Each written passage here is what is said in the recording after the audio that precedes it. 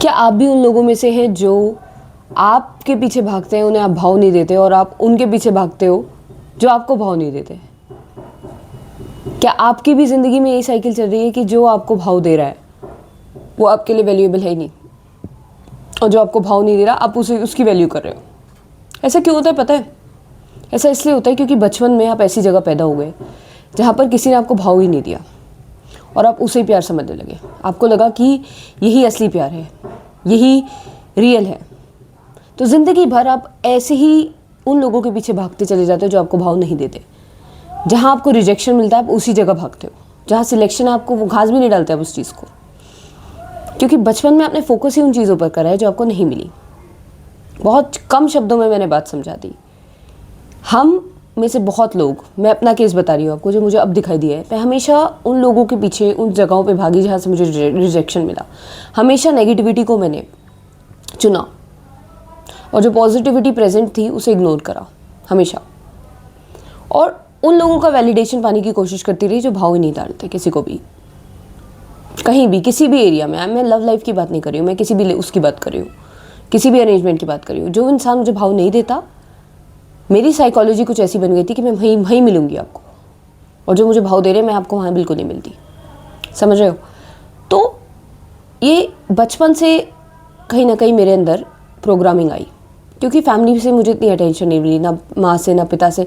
To be honest मेरी life में मुझे ज़्यादा अटेंशन नहीं मिली थी कभी भी, ये सच है। मैं वल्नरेबल होने में अब नहीं घबराती, चाहे आप लोग कहो मजाक उड़ाओ मेरा, आई डोंट केयर। आप कमेंट्स में जो लिखे हो वो आप हो, आपको दर्शाती हैं वो चीज़ें। मैं जो बता रही हूँ वो मैं हूँ। तो सिंपल सी बात यह है कि मुझे बचपन में ज़्यादा अटेंशन नहीं मिली, और क्योंकि मुझे पता है कि पूरे बचपन में अटेंशन के लिए स्ट्रगल करती रही। हमेशा वैलिडेशन अटेंशन के लिए मैं स्ट्रगल किया है, लव के लिए हमेशा स्ट्रगल किया है। मुझे नहीं मिल पाया था, मुझे नहीं मिला था। मेरी शायद किस्मत ही कुछ ऐसी थी कि मुझे नहीं मिला था। तो ना मिलने पर मैं हमेशा उन लोगों के पीछे पीछे पीछे पीछे भागती रही। हमेशा उन लोगों को खुद से ज़्यादा वैल्यू दी, हमेशा उन्हें खुद से ज़्यादा प्रायोरिटी दी। उनकी पसंद को अपनाया, अपनी पसंद को छोड़ा, अपने आप को छोड़कर बेसिकली मैंने उन्हें पकड़ा, लोगों को।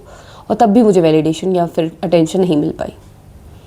तो ज़िंदगी भर मैं इसी ट्रैप में फंस गई कि मैं ऐसे ही लोगों के बीच, अब मैं ऐसे लोगों को चुनने लगी जो मुझे भाव नहीं दे रहे, क्योंकि मुझे लगता है कि यही अपनापन है, मतलब यही चीज़ है जो जान पहचान की है। यही बचपन से देखा है मैंने। सब लोग अपनी अपनी ज़िंदगी में बिजी थे। जहाँ मैं पैदा हुई वहाँ तो बल्कि मेरे पिता का बचपन कुछ ऐसा था कि उन्हें भी अटेंशन मिली थी, वो भी देते नहीं थे अटेंशन, उन्हें मिलती थी, तो उन्हें भी चाहिए थी, दे नहीं सकते थे वो, तो मुझे कभी नहीं दी उन्होंने।